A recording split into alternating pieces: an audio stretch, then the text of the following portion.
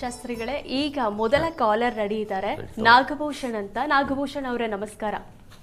ನಮಸ್ಕಾರ ಮೇಡಮ್. ಯಾರ ಬಗ್ಗೆ ಕೇಳಬೇಕಿತ್ತು? ನನ್ನ ಬಗ್ಗೆನೇ. ನನ್ನ ಮದುವೆ ಡಿಲೇ ಆಗ್ತಾ ಇದೆ. ನೀವು ಹುಟ್ಟಿದ ದಿನಾಂಕ ಮತ್ತೆ ಸಮಯವನ್ನ ತಿಳಿಸ್ಕೊಡಿ. 15/4/92. 15/4/92. ಸಮಯ ಸಂಜೆ 6:30. ಸಂಜೆ 6:30. ಆಯಿತು. ನಮಸ್ಕಾರ ನಾಗಭೂಷಣ್ ಅವರೇ, ನಮಸ್ಕಾರ. ನಮಸ್ತೆ ಗುರುಜಿ. 6:45 ಸಂಜೆ. ಹೌದು ಗುರುಜಿ. ಹಸ್ತ ನಕ್ಷತ್ರ ಅಲ್ವಾ? ಕನ್ಯಾ ಹಸ್ತ ನಕ್ಷತ್ರ. ಹಾಂ, ಕನ್ಯಾ ಸರಿ ಇದೆ ನೋಡಿ. ಇದು ತುಲಾ ಲಗ್ನವಾಗಿದೆ. ಲಗ್ನದಿಂದ ಸಪ್ತಮಾಧಿಪತಿ ಕುಜ ನಮಗೆ ಶತ್ರುಕ್ಷೇತ್ರದಲ್ಲಿದ್ದಾನೆ. ದ್ವಿಕ್ಷೇತ್ರೇ ಅಲ್ಪಂ ಅಂತ ಶಾಸ್ತ್ರದಲ್ಲಿ ಒಂದು ಮಾತಿದೆ. ಗ್ರಹಗಳು ಯಾವ ಗ್ರಹ ನಮಗೆ ಈ ಫಲವನ್ನು ಕೊಡಬೇಕು? ಈಗ ಉದಾಹರಣೆಗೆ ವಿವಾಹದ ಅಧಿಪತಿ ಅಲ್ವಾ, ಅವನು ಶತ್ರುಕ್ಷೇತ್ರದಲ್ಲಿದ್ದಾಗ ಸ್ವಲ್ಪ ಮಟ್ಟಿಗೆ ಆ ಬಲ ಕ್ಷೀಣವಾಗುತ್ತೆ. ಹೀಗಾಗಿ ಮತ್ತು ಅಷ್ಟೇ ಅಲ್ಲ, ಅಲ್ಲಿ ರವಿ ಬೇರೆ ಇದ್ದಾನೆ, ಸಪ್ತಮದಲ್ಲಿ ಉಚ್ಚಸ್ಥಾನದಲ್ಲಿ ಇದ್ದಾನೆ. ಇರಲಿ, ಈಗ ಪ್ರಸ್ತುತ ಕಾಲವನ್ನು ನೋಡಿದ್ರೆ ತಮಗೆ ರಾಹು ಬೃಹಸ್ಪತಿ ಸಂಧಿಶಾಂತಿ ಕಾಲ ಬೇರೆ ನಡೀತಾ ಇದೆ. ಕುಜನ ಒಂದು ಭುಕ್ತಿ ಕಾಲ ನಡೀತಾ ಇದೆ. ಸಂಧಿಶಾಂತಿ ಮಾಡಿಸಿದ್ದೀರಾ ತಾವು? ಮಾಡಿಸಿದ್ದೀರಾ? ಅದೊಂದು ಮಾಡಿಸಿದ್ರೆ ನೋಡಿ, ನಿಮಗೆ ನಿಮ್ಮ ಸಂಕಲ್ಪ ಸಿದ್ಧಿ ಆಗುತ್ತೆ. ರಾಹು ಬೃಹಸ್ಪತಿ ಸಂಧಿಶಾಂತಿ ಅದೊಂದು ಮಾಡಿಸಿ, ಅದರಿಂದ ಅನುಕೂಲ ಆಗುತ್ತೆ. ಈಗ ಕುಜನ ಕಾಲವೇ ನಡೀತಾ ಇದೆ. ಯಾರು ವಿವಾಹದ ಅಧಿಪತಿಯೋ ಅವನ ಕಾಲದಲ್ಲಿ ವಿವಾಹ ಸ್ವಾಂ ದಶಾಮುಪಗತಾನ್ ಸ್ವಫಲಪ್ರದಾಸ್ಯು ಅಂತ ಶಾಸ್ತ್ರದ ಮಾತು. ಆಯಾ ದಶಾಭುಕ್ತಿ ಕಾಲದಲ್ಲಿ ಆಯಾ ಫಲ ಅಂತ. ಹೀಗಾಗಿ ಸಪ್ತಮಾಧಿಪತಿ ಕಾಲದಲ್ಲಿ ವಿವಾಹ ಆಗುತ್ತೆ, ಆತಂಕ ಬೇಡ.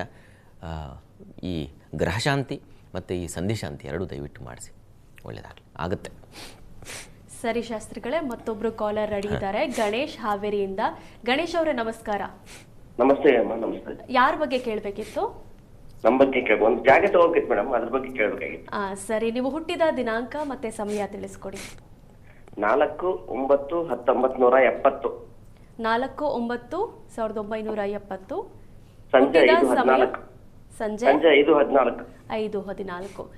ಸರಿ ಗಣೇಶ್ ಅವರೇ, ಶಾಸ್ತ್ರಿಗಳಿದ್ದಾರೆ, ಅವರ ಬಳಿ ನಿಮ್ಮ ಪ್ರಶ್ನೆ ಕೇಳಿ. ಗಣೇಶ್ ಅವರೇ ನಮಸ್ಕಾರ. ನಮಸ್ಕಾರ. ನಮಸ್ತೆ ಸರ್. ನಮಸ್ತೆ. ಚೆನ್ನಾಗಿದ್ದೀರಾ? ನಮಸ್ಕಾರ, ಚೆನ್ನಾಗಿದ್ದೀನಿ. ತಾವು ಹೇಗಿದ್ದೀರಾ? ಚೆನ್ನಾಗಿದೆ ಸರ್. ಲಾಸ್ಟ್ ಟೈಮ್ ಮಾತಾಡಿದ್ದೆ, ನೀವು ಫೆಬ್ರವರಿ 17 ನಂತರ ಒಳ್ಳೇದಾಗುತ್ತೆ ಅಂತ ಹೇಳಿದ್ರಿ. ಈಗ ನಾಳೆ 29 ತಾರೀಕಿಗೆ ಅವ್ರ ಹತ್ರ ಮಾತಾಡ್ಲಿಕ್ಕೆ ಹೋಗ್ಬೇಕಂತ ಮಾಡಿದ್ದೀವಿ, ಜಾಗ ಕೊಡೋರ ಹತ್ರ. ಸೊ ಅದಕ್ಕೆ ಯಾವ ತರ ಆಗ್ಬೋದು? ಈಗ ಶನಿ ಮತ್ತು ಗುರು ನಡೀತಾ ಇದೆ. ಗುರು ಈಗ ನಿಮಗೆ ಈಗ ಕರ್ಮಸ್ಥಾನದಲ್ಲಿ ಇರ್ತಕ್ಕಂಥದ್ದು ಗುರು ನಿಮ್ಮ ಜಾತಕದಲ್ಲಿ ಶತ್ರುಕ್ಷೇತ್ರ ಕುಜನ ಕ್ಷೇತ್ರದಲ್ಲಿ ಚೆನ್ನಾಗಿದೆ. ಈಗ ವಸ್ತುತಃ ಸಮಯ ತಾವು ಪ್ರಯತ್ನ ಮಾಡಬಹುದು. ಜೂನ್ 1ನೇ ತಾರೀಕಿನ ಇನ್ನೂ ಚೆನ್ನಾಗಿದೆ. ಈಗಲೂ ಚೆನ್ನಾಗಿಲ್ಲ ಅಂತಲ್ಲ, ಈಗಲೂ ಚೆನ್ನಾಗಿದೆ. ಪ್ರಯತ್ನ ಮಾಡಿ, ಪ್ರಯತ್ನಕ್ಕೆ ಫಲ ಸಿಗುತ್ತೆ, ಆತಂಕ ಬೇಡ. ಚೆನ್ನಾಗಿದೆ ಇವರೇ, ಟೈಮ್ ಚೆನ್ನಾಗಿದೆ, ಒಳ್ಳೆಯದಾಗಲಿ. ಸರಿ ಶಾಸ್ತ್ರಿಗಳೇ, ಮತ್ತೊಬ್ರು ಕಾಲರ್ ರೆಡಿ ಇದ್ದಾರೆ, ಭಾರತಿ ಬೆಂಗಳೂರಿಂದ. ಭಾರತಿ ಅವರೇ ನಮಸ್ಕಾರ.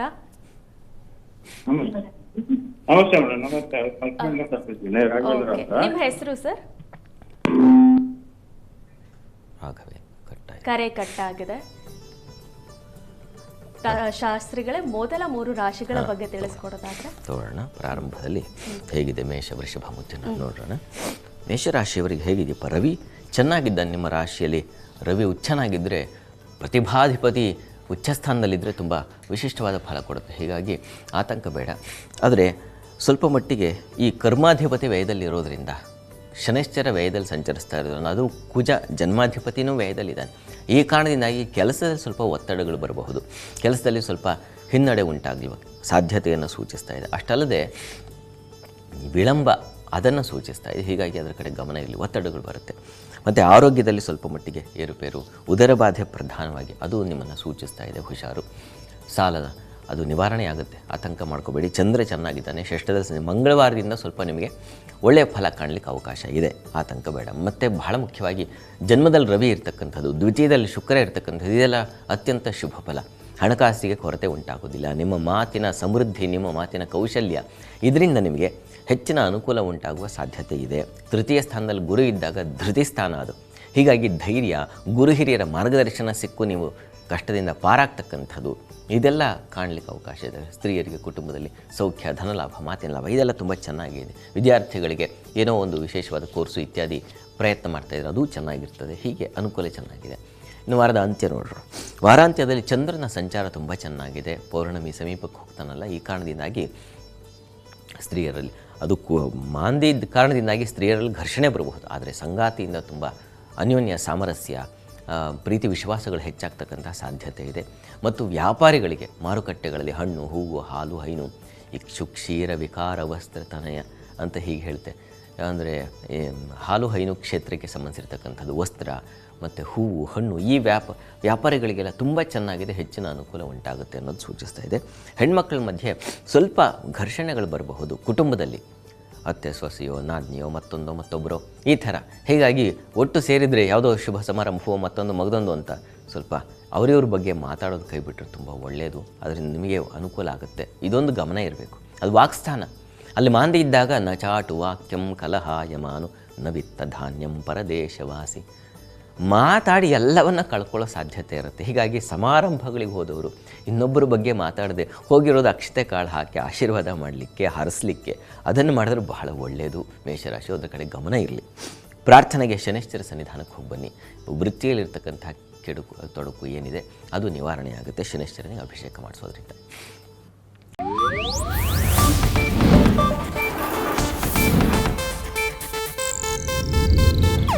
ಇದು ಏಷ್ಯಾನೆಟ್ ನ್ಯೂಸ್ ನೆಟ್ವರ್ಕ್ ಪ್ರಸ್ತುತಿ.